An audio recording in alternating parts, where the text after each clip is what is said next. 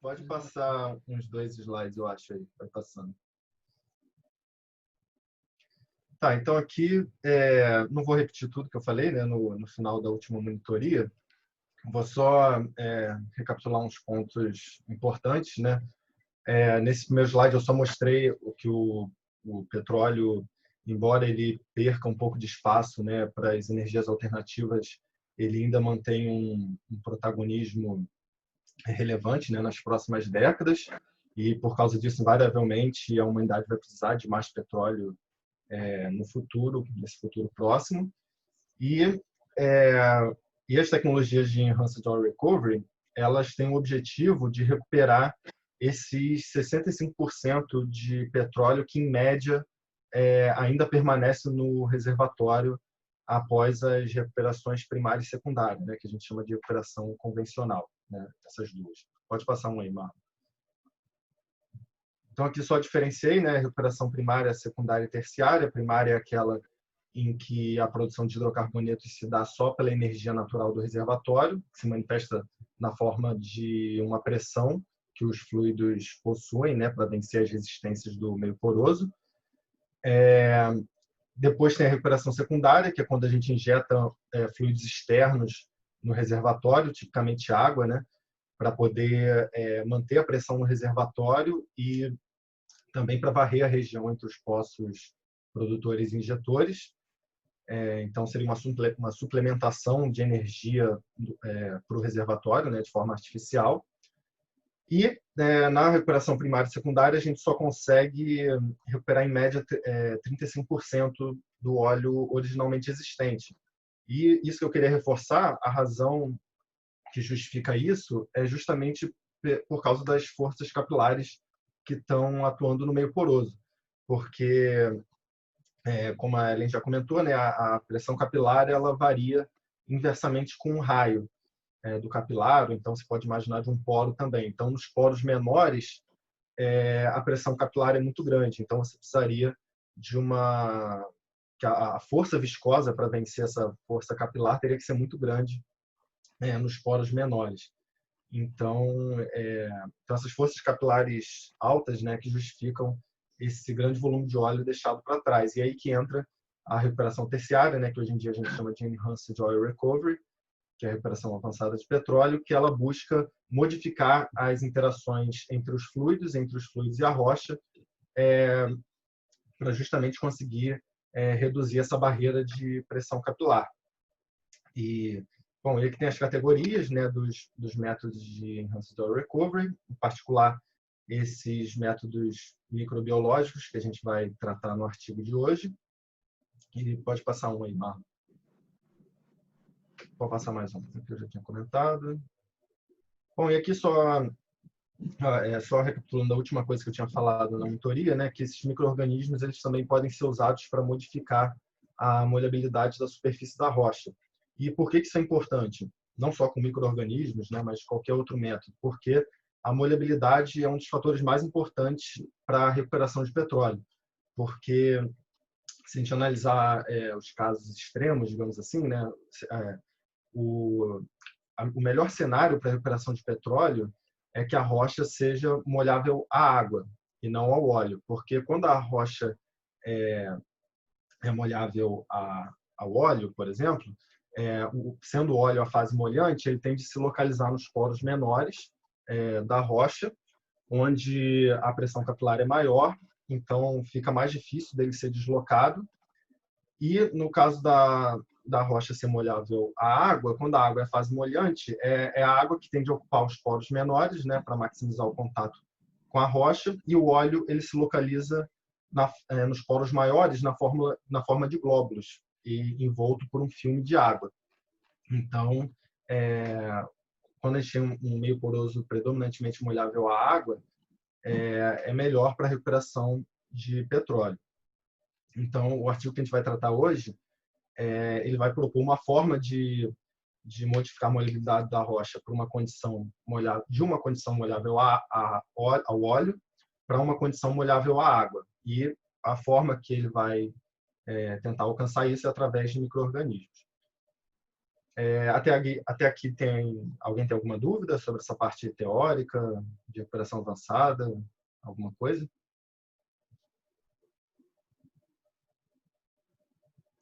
Bom, então tá ótimo. Então vou seguir. Mas qualquer coisa é só me interromper.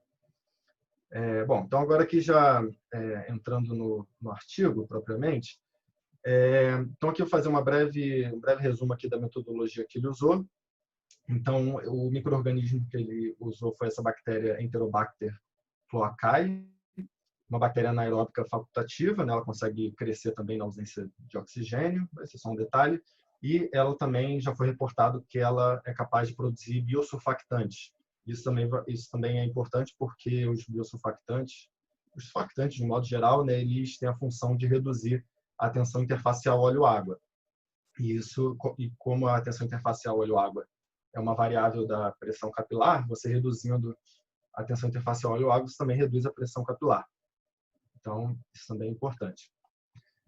Bom, e aí eles usaram três tipos de superfície, né, para poder fazer esses testes de molhabilidade. Todas foram superfícies de vidro, e eles argumentaram que, como a sílica é um componente natural do vidro, ela poderia simular um arenito, já que o principal componente dos arenitos também é a sílica, né?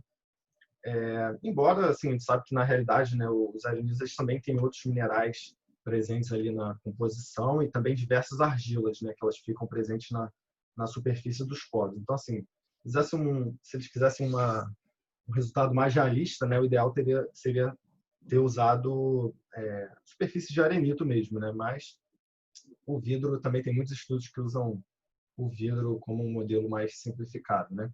E aí eles usaram superfícies de vidro sem envelhecimento, né? Ou seja, superfícies de vidro normais, né?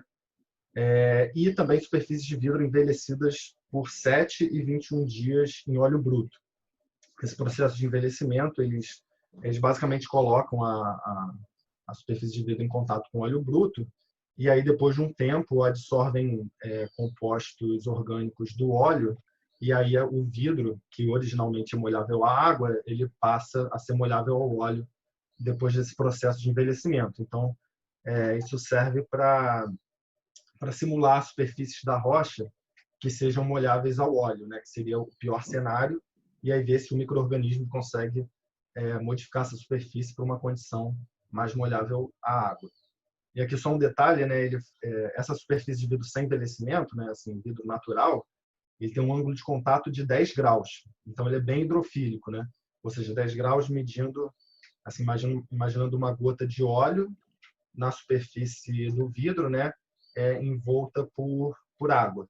Então, o ângulo que a superfície faz com a gota foi de 10 graus que eles mediram, né? Para a superfície de vidro sem envelhecimento. E aí, depois de 7 dias de envelhecimento no óleo bruto, o ângulo subiu para 90, então já ficou com uma molhabilidade intermediária, né? E depois de 21 dias, eles reportaram que o ângulo foi para 115. Então já se tornou molhável ao óleo. Ou seja, 115, aí você já imagina aquela gota de óleo bem mais espalhada, né? na superfície de vidro. Deixa eu ver se tem mais alguma coisa para comentar. E só um detalhe aqui, né? Aqui para os testes de molhabilidade, eles não usaram esse mesmo óleo bruto, eles usaram N-decano para simular a fase oleosa, né? Bom, eles também avaliaram a adesão bacteriana. Então, inclusive, só uma coisa que eu esqueci de comentar, né?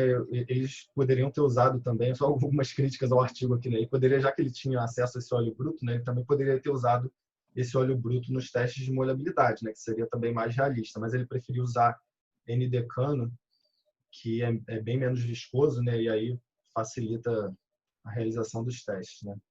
Mas, enfim, isso é só um detalhe. E eles também avaliaram a adesão bacteriana. Então, eles colocaram cada superfície nessa suspensão bacteriana por 2, 5, 7, 10 e 15 dias, em contato com o vidro, em contato com essa suspensão. Em seguida, as superfícies foram lavadas a fim de retirar as bactérias não aderidas e um procedimento experimental foi empregado para quantificar as bactérias aderidas em diferentes intervalos de tempo. Aí os detalhes desse procedimento não vem tanto ao caso. Eu acho que travou aqui. Não, travou não. Acho que tem alguma pergunta aqui no chat. A Lauren pergunta, na avaliação da adesão bacteriana, ele informou com que as superfícies foram lavadas? Olha, eu acho que provavelmente sim, Lauren. Se você olhar lá no artigo, que assim, eu sinceramente, eu não sou muito dessa área bio, então, assim, eu não me preocupei muito com esses detalhes da metodologia. Mas, provavelmente, se você for lá no artigo, ele deve dizer. É porque aqui deixa eu ver se eu acho aqui o que ele fala. É que o objetivo dele era só que só ficasse ali as bactérias que tivessem aderidas e não as que tivessem crescido por algum motivo, né? É que eu me perdi aqui onde eu estava. Tá, então pode passar mais um aí, Marco. E aí eles também mediram o ângulo de contato, né, usando gotas de N-decano, né, e a superfície sólida cercada por água destilada. E também mediram as tensões interfaciais usando o método da gota pendente. Então, aqui são só detalhes, né? Aqui ele usou esse N-decano, né, não usou o óleo bruto, como para representar a fase oleosa, né? E ele também, deixa eu ver aqui, e ele também fala que ele deixou em contato a superfície de vidro por 2, 5 e 7 dias de imersão nessas 3 soluções que ele listou aqui embaixo, né? Tanto na ausência como na presença de biosurfactantes, dependendo da fonte de carbono utilizada. Então, eles colocaram essas superfícies de vidro em contato com uma solução bacteriana, aí tem aqui uma solução de sais minerais que continham bactérias e seus produtos, uma solução sem células, então eles retiraram as células bacterianas, deixaram só os produtos microbianos, né, os biosurfactantes produzidos, e uma solução tampão que tem apenas as células bacterianas. Pode passar aí, Marco. Então, tudo isso que eu falei até agora seria a análise macro, digamos assim, né? E eles também fizeram uma análise em escala micro, que seria usando essa microscopia de força atômica. Então, eles escolheram para analisar essa superfície de vidro envelhecida por 21 dias, que seria aquela que teve uma maior modificação da molhabilidade, né? Que ficou mais molhável ao óleo. E então ele colocou essas superfícies de vidro envelhecidas por 21 dias numa solução de controle, né, que é uma solução de sais minerais com sacarose como fonte de carbono, na solução bacteriana e na solução sem células. E ele analisou esses parâmetros, né, de rugosidade média aritmética, desvio médio quadrático da rugosidade e o valor de Z-range, que seria a distância vertical entre o ponto mais alto e o ponto mais baixo na imagem topográfica. E aí é só um parâmetro que ele serve para dizer que, assim, quando o Z-range aumenta, significa que há uma adsorção de materiais nos picos existentes na superfície. Então dá uma ideia se a adsorção está sendo mais ou menos homogênea, né? Então acho que é isso. Pode passar, Marlon. Até aqui, alguém tem alguma dúvida?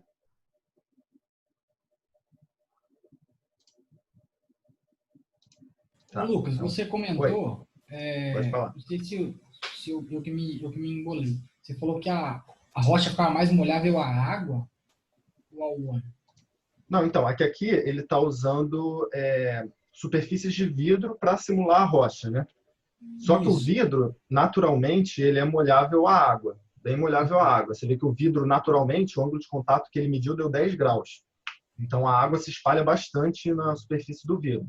Aí, para simular uma superfície de uma rocha molhável ao óleo, que seria o pior caso, né, o pior cenário para a recuperação de petróleo, ele fez um envelhecimento desse vidro, né? Ele deixou o vidro em contato com óleo bruto por 7 e 21 dias para poder tornar esse vidro molhável ao óleo, porque aí nesse tempo acontece uma absorção de componentes orgânicos do óleo no vidro e aí ele se torna molhável ao óleo. Saquei. Eu não tinha pego esse detalhe. Pois. para simular simular uma rocha tanto molhável à água quanto molhável ao óleo, né? Ah, show. Beleza, obrigado. Nada.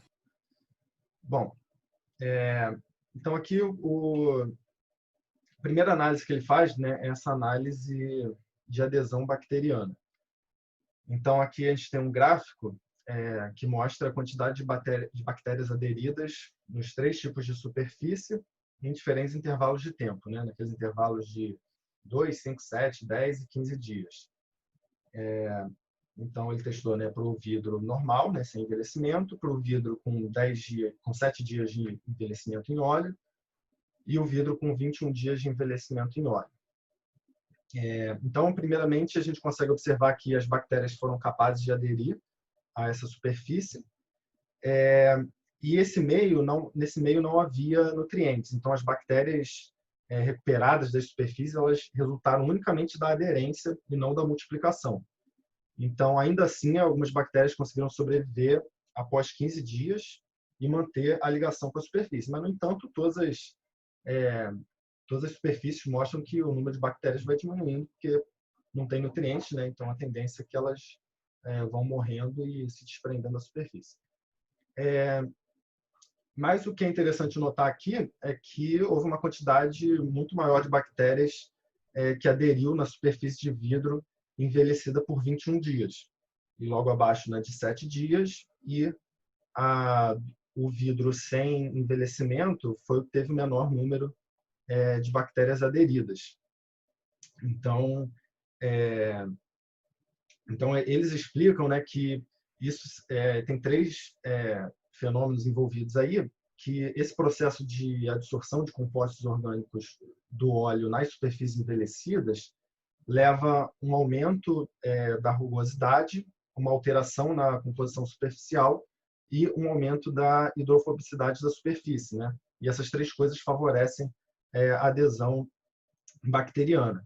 A rugosidade favorece a adesão das bactérias, eles justificaram dizendo que isso aumenta a superfície de contato disponível.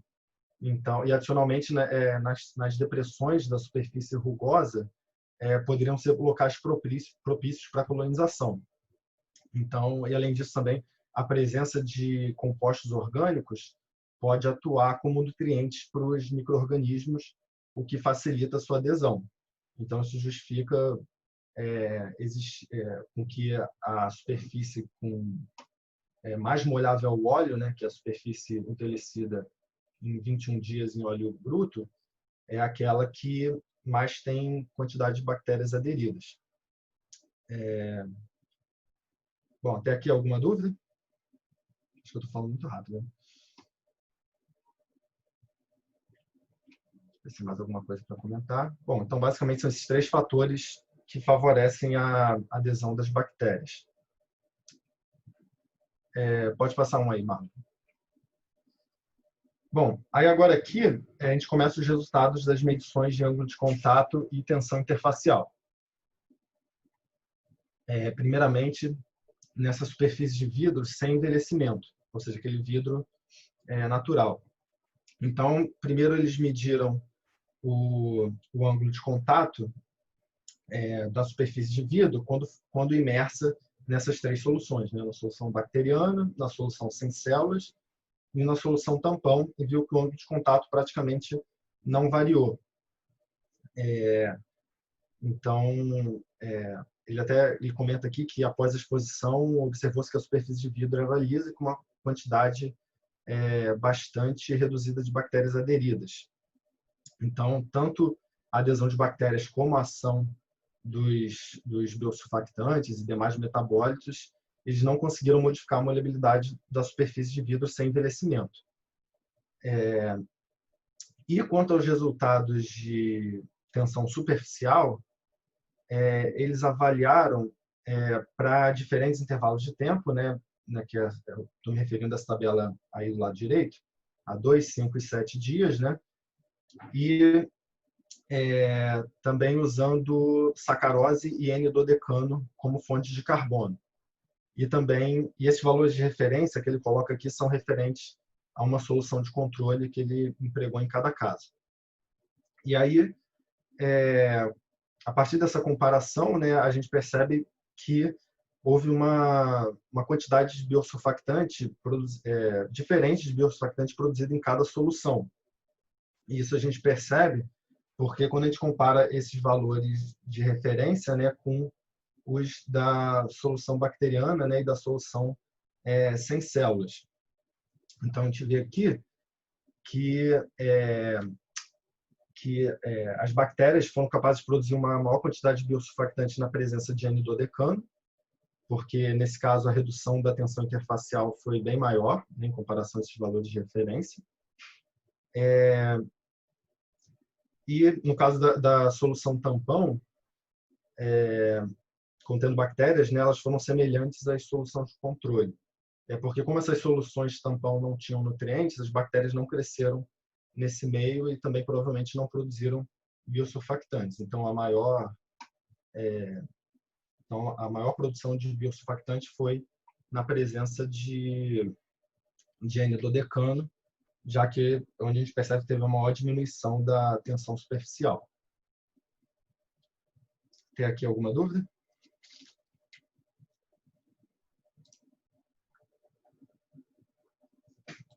Bom, vamos seguir.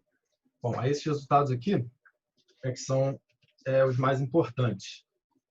Porque aqui ele já analisou os ângulos de contato, né?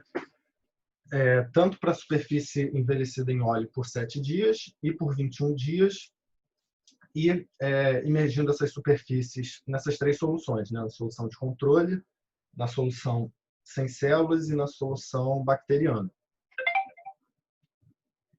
Tá. Então, peraí que eu me perdi aqui. Tá.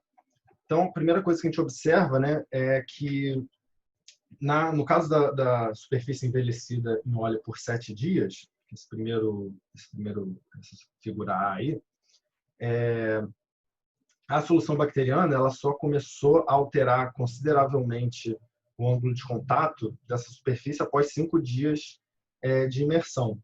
Então, se a gente comparar essa barra vermelha, né, com a barra azul na figura A, você vê que a redução do ângulo de contato foi bem gradual com o tempo, né, ao longo desses 2, 5 e 7 dias de imersão. Além disso, né, a condição final, após 7 dias de imersão da molhabilidade dessa superfície de 7 dias, então foi de um estado menos molhável à água do que a condição de molhabilidade da superfície de 21 dias. Porque, como a gente observa aqui, né, no caso da superfície de óleo envelhecida por 21 dias, com apenas 2 dias de imersão, né, da superfície envelhecida na solução bacteriana, já teve uma redução drástica do ângulo de contato. E no caso da superfície envelhecida por 7 dias, a solução bacteriana só começou a alterar consideravelmente o ângulo de contato após 5 dias de imersão, né? Então teve uma modificação mais gradual com o tempo, né? Enquanto que na superfície envelhecida por 21 dias, a solução bacteriana já teve uma redução drástica, né, do ângulo de contato.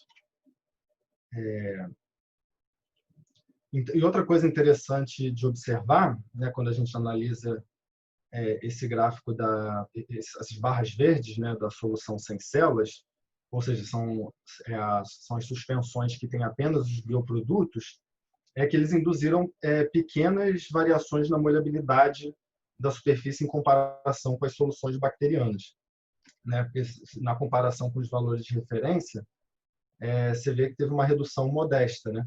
E aí o que provocou mesmo essa redução drástica do ângulo de contato foi a solução que continha essas células bacterianas. Então, isso já dá uma ideia de que a contribuição desses produtos microbianos, né, desses biosurfactantes, é bem pequena para a modificação da molhabilidade.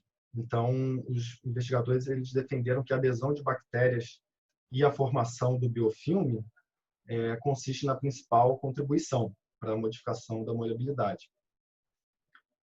Pode passar um aí, Marlon. Aí aqui tem um exemplo visual, né? Ele pegou aquela superfície de 21 dias e mostrou aqui o ângulo de contato então na figura A, né? É o N decano cercado por água na superfície. Não, perdão. É o N decano cercado por essa gota nas três figuras é o N decano e o que varia é o meio, né? Na figura, e isso todos após 2 dias de exposição, né, com essas três soluções. Então, na figura A, é uma solução de sais minerais, né, uma solução de controle. Então, você vê que o vidro está bem molhável ao óleo, né, tem um ângulo aí de 115 graus, mais ou menos. Depois, quando ele é exposto à solução sem células, o ângulo já cai para 87,2 graus, que seria por conta da ação desses biosurfactantes, né?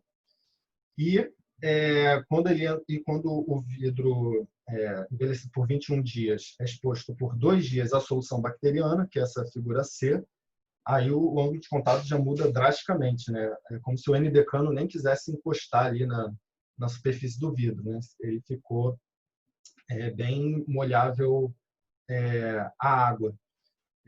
Então, isso mostra a relevância da ação das células bacterianas, né, em detrimento dos biosurfactantes para a modificação da molhabilidade dessas superfícies. Pode passar aí, Marco. Por fim, então, assim, todos os resultados até o... deixa eu ver, tem uma dúvida aqui.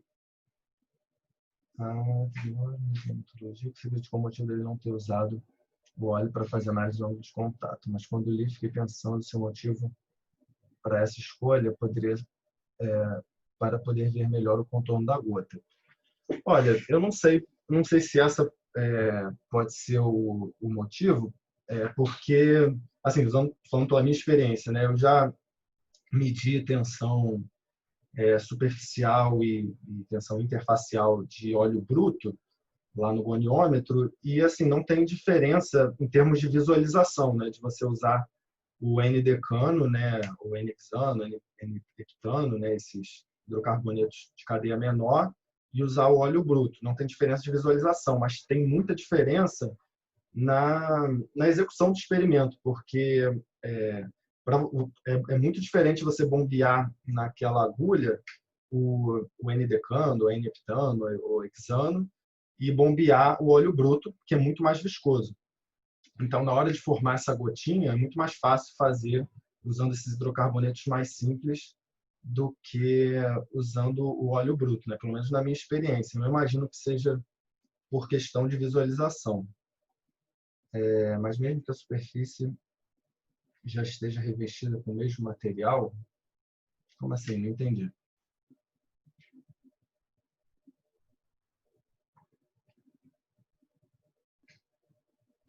Assim, gente, se vocês quiserem, vocês podem falar também. Pode falar, gente. Agora que eu vi que eu já tô no final e só passou metade da hora da monitoria. Ela falou aqui, o vidro estava revestido com óleo já, e aí depois cresceu as bactérias. Não, então, na verdade, não é que cresceu. Ele pegou esse vidro envelhecido, então é um vidro que tem lá o óleo absorvido, né? E ele colocou em contato com uma solução que já tinha bactérias. Então, assim, não teve crescimento de bactérias. Ele queria ver só a ação das bactérias no vidro. Isso, formou um biofilme, como ela falou aqui. Mas agora me perdi já qual era a dúvida.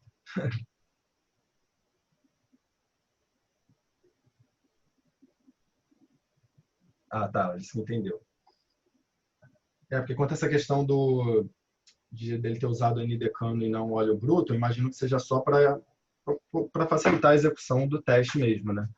Mas eu imagino que para visualização não faça diferença, né? O que faz diferença é porque o óleo bruto é muito mais viscoso, né? E aí fica muito mais difícil na hora de trabalhar lá no goniômetro. Bom, isso eles usaram o goniômetro, a gente pode ter usado de outra forma, outro método. Bom, e para fechar, então, assim, para corroborar essas análises macro, né, em escala macro que eles fizeram, eles também fizeram uma análise de microscopia de força atômica, né, que seria uma análise micro. Então, aqui ele pegou, ele mostrou a topografia, a imagem de altura para uma superfície de vidro limpo e também para uma superfície de vidro envelhecida com óleo. Aqui, se não me engano, ele usou a superfície de vidro envelhecida 21 dias.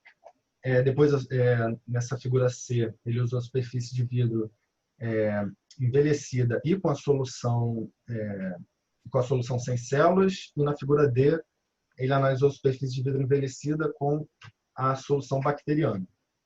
Então, o que ele observou, né, é que então nessa figura 4A, né, essa primeira fileira, digamos assim, ele percebeu que a superfície era plana e bastante lisa, não foi observado nenhum contaminante ou depósito. Se a gente observar o valor da rugosidade média dessa superfície, né, esse SA, deu 0,197, né, deu um valor de rugosidade bem baixa. E aí, ele também analisou, né, essas superfícies envelhecidas, né? No caso, só repetindo, né? A figura B é a superfície de vidro envelhecida, a figura C é a superfície de vidro envelhecida na presença da solução sem células, e na figura D, a superfície de vidro envelhecida na presença de células bacterianas, né? Dessa solução bacteriana. Então,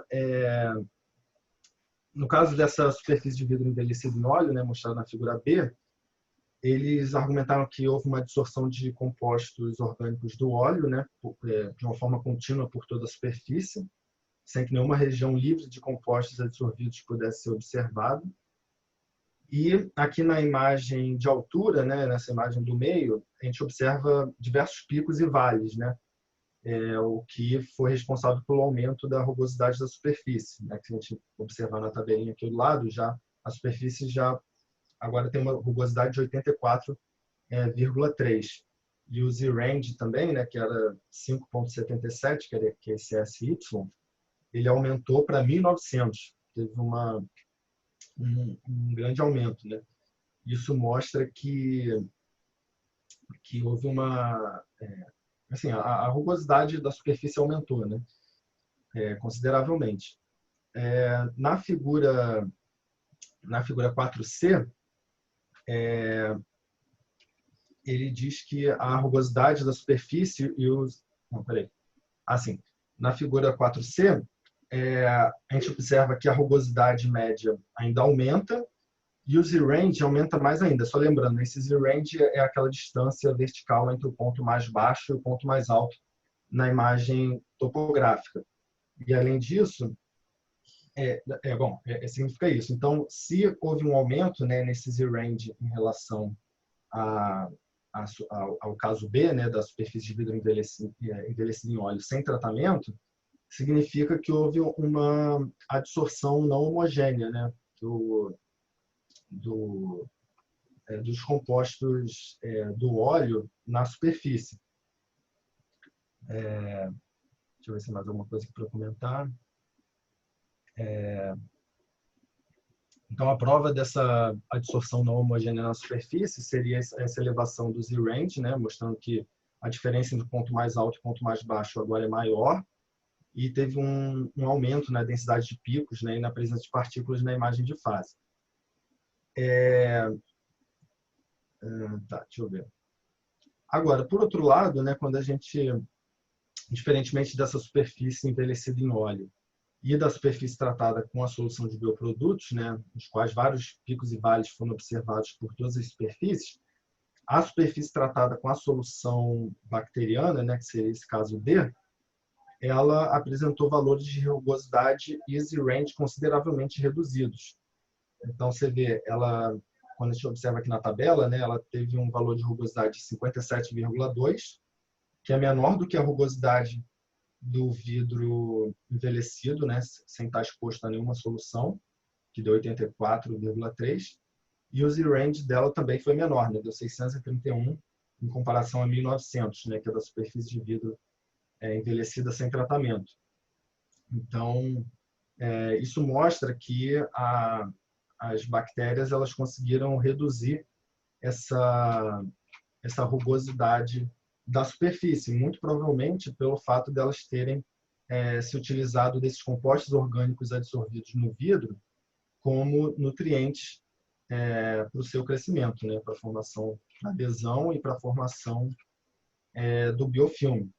Então, isso está em conformidade, né, com os resultados macro, né, que a gente falou antes, né, que mostra que, de fato, a presença das bactérias, né, e não apenas dos bioprodutos, é fundamental para a modificação da molhabilidade. Então, pode passar um aí, Marlon. Então, só para concluir, né, as principais conclusões, né, que esse estudo chegou, é que a bactéria usada nesse estudo apresenta um maior potencial de sucesso para superfícies que sejam inicialmente mais molháveis ao óleo, sendo incapaz de modificar a molhabilidade de uma superfície molhável à água, né? É o que aquele um dos primeiros resultados que a gente mostrou, né, que não teve praticamente variação do ângulo de contato quando ele usou uma superfície de vidro sem envelhecimento, né, e submeteu a essas soluções.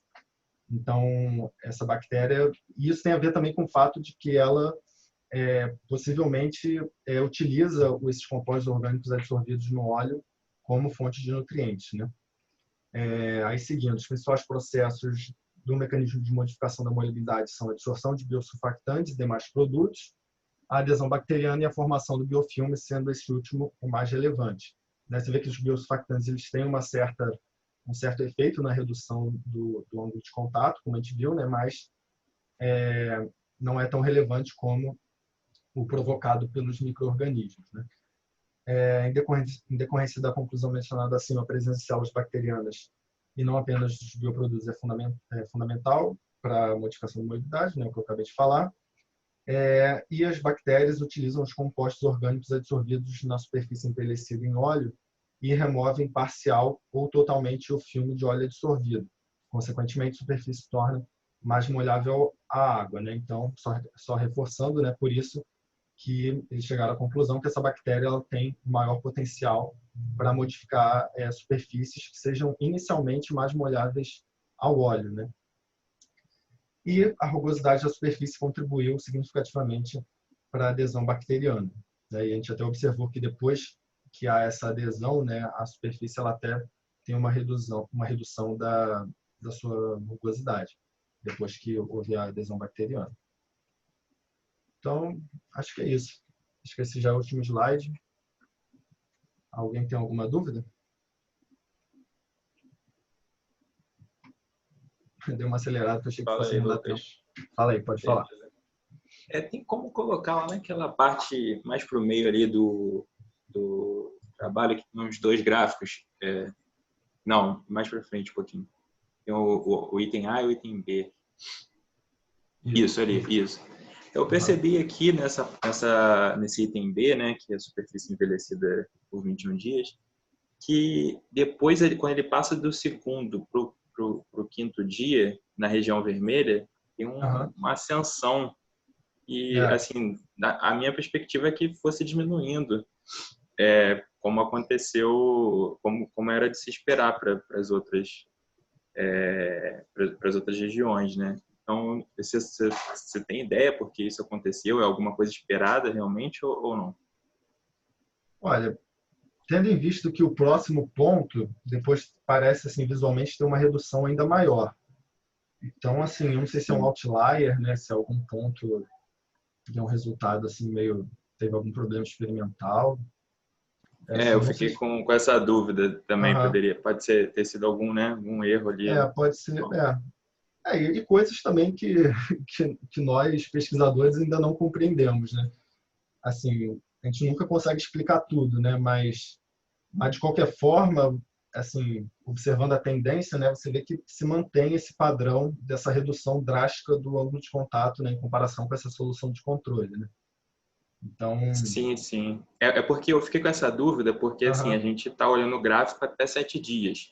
Mas se o experimento levasse mais outros dias, será que essa ocorrência não poderia, né, vir de fato ser uma coisa que acontecesse periodicamente, alguma coisa assim, então a gente estaria sempre numa faixa Ah, que sim, sim. poderia ser melhor ou pior, entendeu? Sim, sim.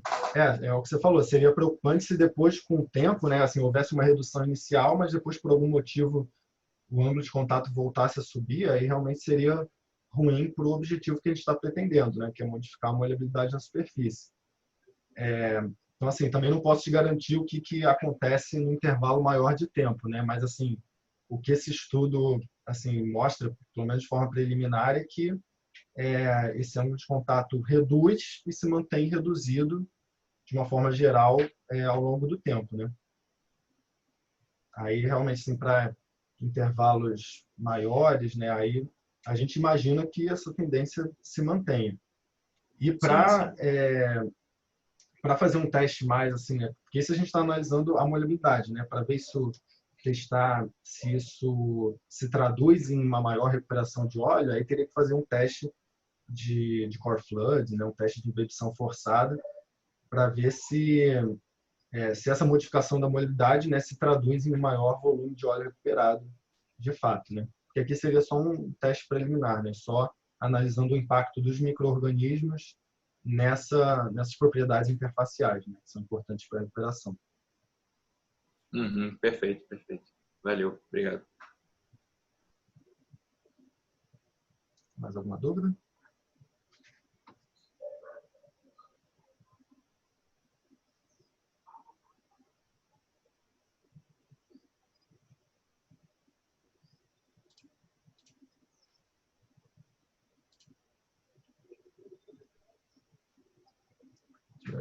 Só uma sugestão para o artigo. Seria perfeito se tivesse testado micromodelos porosos de vidro, observando a tortuosidade dos grãos, como isso iria influenciar também. Se fosse, que seria mais representativo de uma rocha, né? Por isso que o ideal, na minha opinião, seria usar uma rocha mesmo, de fato, né? Porque, por exemplo, especificamente no caso de arenito, né? Tudo bem, a sílica é o componente, o principal componente, né, do arenito, mas a superfície dos poros é toda revestida com argila, né? E essas argilas também podem modificar o comportamento da molhabilidade da superfície, né? Então, assim, para que fosse mais representativo, né, o ideal seria que ele tivesse usado amostras de arenito, né, reais, e também nos testes de tensão interfacial, superficial, usasse o próprio, já que ele tinha acesso ao óleo bruto, né, ele poderia ter usado. Mas realmente é muito ruim no laboratório você usar óleo bruto, que dá muito trabalho para limpar, para fazer ele escoar dentro da seringa, para formar a gota. Ele é muito viscoso, né? Então dá um trabalhinho mesmo. Não sei se isso foi o que motivou eles a usar NDecano. Eu acho que foi mais pela visualização mesmo. Porque, por exemplo, lá no laboratório, quando a galera quer fazer o teste de core flooding, né, que é usando uma amostra de arenito, eles quantificam as coisas pelo tanto de fluido que entra e sai, mas eles não sabem exatamente, visualmente, o que acontece lá dentro. É como que fica essa molhabilidade invertida. Então, por isso que agora a gente está usando o micromodelo de vidro, que é para fazer justamente esse negócio aí que você falou, de simular melhor a rocha. Isso no Core Flood que você está falando, né? O core flooding é para próprio testemunho mesmo de arenito. Isso. Mas agora, para a gente conseguir visualizar o que acontece no arenito, quando a gente está fazendo um teste core flood, a gente está usando o micromodelo de vidro. Porque dá Sim, para não. visualizar como que acontecem as coisas. Entendi. Não, é que eu estava me referindo a esse teste de ângulo de contato mesmo. Porque ali eu faço com o goniômetro, né? Basicamente uma câmera, né, que filma o formato da gota, e aí a partir do volume da gota ele calcula essas tensões interfacial ou até molhabilidade, ângulo de contato, né? Então, assim, no goniômetro, isso que eu estava querendo dizer, que o óleo bruto não faz diferença na visualização da câmera lá para poder captar o contorno da gota. Isso, assim, não faz, pelo menos assim, na minha experiência, né, eu vi que não faz diferença. O que eu vi que fazia diferença era na hora de dispensar as gotas, né, como o óleo bruto é muito mais viscoso, dá muito mais trabalho, né, de você dispensar a gota de óleo, né, até para limpar e tudo também. Eu estava falando só nessa parte do ângulo de contato, né? Essa parte de core flood aí realmente eu não sei se atrapalha a visualização. Mas aqui também ele não fez core flood, né? Ele fez só tensão interfacial e ângulo de contato. Você já fez ângulo de contato com a rocha mesmo? Não, O óleo com a então, rocha? eu estava para fazer, aí chegou essa pandemia, né? Então, até o momento só deu tempo de eu fazer tensão interfacial. Só que no meu caso eu uso um nanofluido, né? Eu não trabalho com bichinho, não. Mas, mas assim, muda pouco o procedimento, né? É bem parecido, porque também é a mesma coisa, né? Ele também calcula usando a imagem, né? Pelo menos pelo goniometro, né?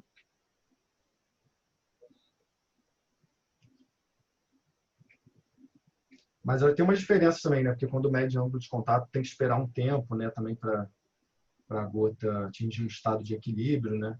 Se espalhar completamente, né? Assim, não é que espalhar completamente, né? Mas chegar no seu estado final, né?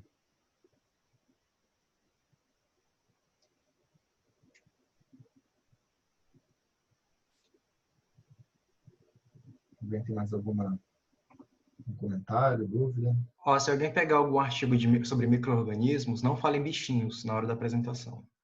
É isso que queria deixar claro. Mas fora a dúvida em relação ao artigo, alguém tem alguma dúvida em relação à apresentação, à forma de apresentação, ao conteúdo que o Lucas apresentou? Porque vocês viram que ele apresentou tanto o conteúdo do artigo, como também tem várias revisões bibliográficas no final da apresentação. Então, ele não consultou necessariamente só o artigo que a Ellen deu para ele, né? E também isso é esperado, que vocês também façam críticas em relação ao trabalho. E, enfim, não é só ler não é só ler o artigo, né? Tem todo um pensamento crítico aí em cima. Então, alguém tem alguma dúvida sobre essa apresentação como um todo?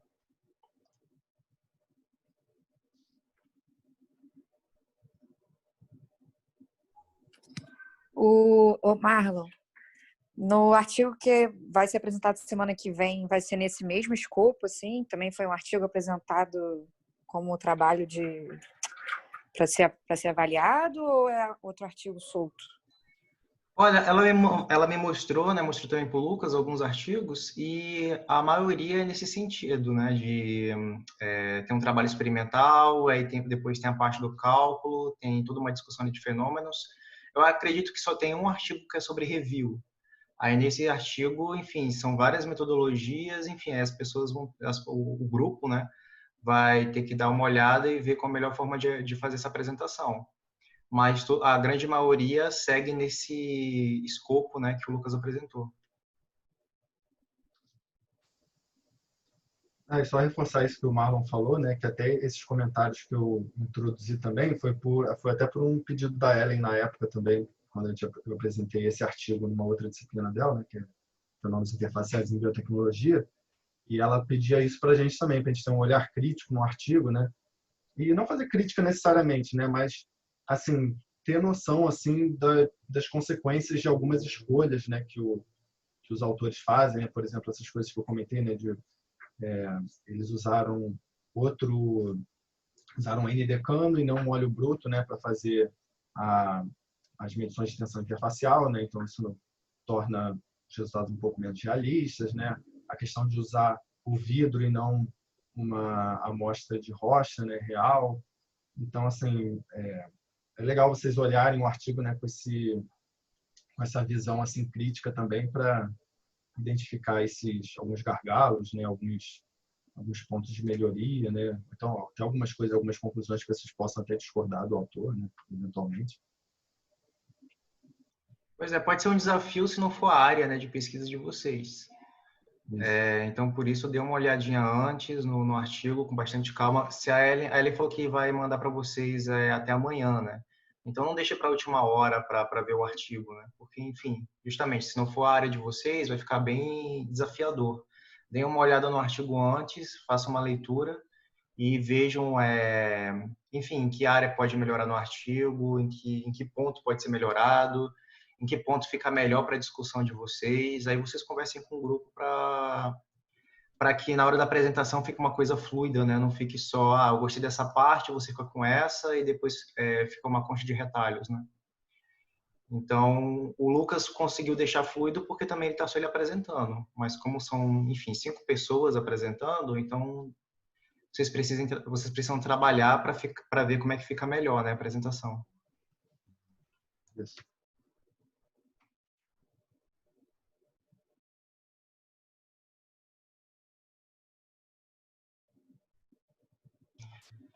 Então, hoje foi a apresentação do Lucas. A próxima... Alguém tem alguma dúvida em relação a esse artigo? Pode ser também em relação à parte da fundamentação teórica também, Uhum. uma dúvida de operação avançada. Então, a próxima pessoa que vai, enfim, fazer também a apresentação do trabalho vai ser a Giovana. Eu queria que a Giovana comentasse alguma coisa, só assim uma pequena introdução, né, do artigo que ela vai dar na próxima quinta-feira. E se depois da fala dela, se alguém quiser, né, para tirar dúvidas com o Lucas ou alguma, enfim, tirar alguma dúvida da lista, pode ficar um pouquinho mais, ok? Pode começar, Giovana. Oi, gente. Então, o artigo que eu vou trazer para a semana que vem, vou colocar no Drive, provavelmente amanhã, para vocês, é na mesma pegada, né, do que o Lucas fez, do tipo, a gente fez essa disciplina, né, de fenômenos interfaciais em biotecnologia, aí a gente pegou cada um, né, pegou uma área, né, um artigo e analisou para apresentar. E aí, só que aí a área vai ser um pouco diferente, eu fiz relacionado à engenharia de tecidos. Então, o artigo que eu vou apresentar para vocês, ele é relacionado a uma parte que se chama de biomimética, que a ideia é basicamente tentar imitar, né, em laboratório algum tecido humano. E o tecido humano analisado desse artigo são peles artificiais. Assim, eu particularmente tenho interesse, apesar de não ser minha área de pesquisa,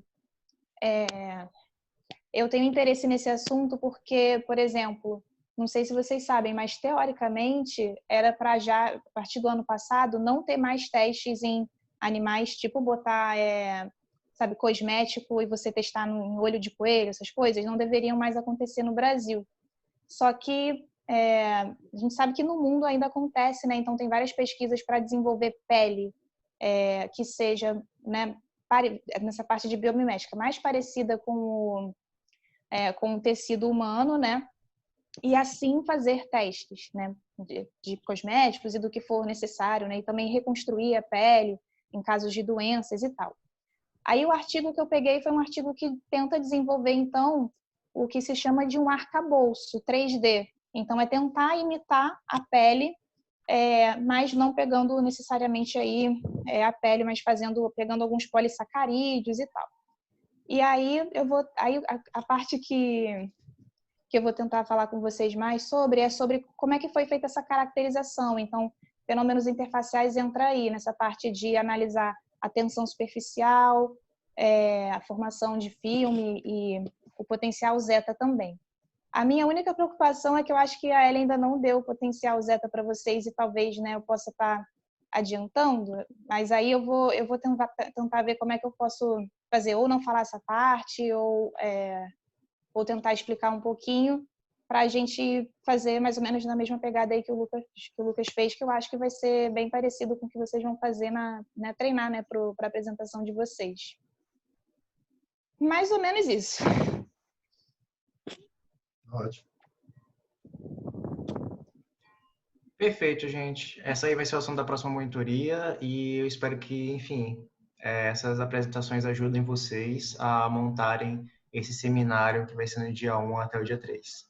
Então, assim que a Ellen colocar os artigos aí no grupo da monitoria, eu já passo para vocês. E se alguém tiver alguma dúvida, pode continuar aqui para conversar, para tirar dúvida da lista, ou enfim. E quem não tiver alguma coisa para fazer, estão liberados. Muito obrigado aí pela presença e bom fim de semana. Valeu, galera. Tchau, gente. Valeu, obrigado. Obrigada, Tchau, tchau. gente. Gente, muito obrigada. Tchau.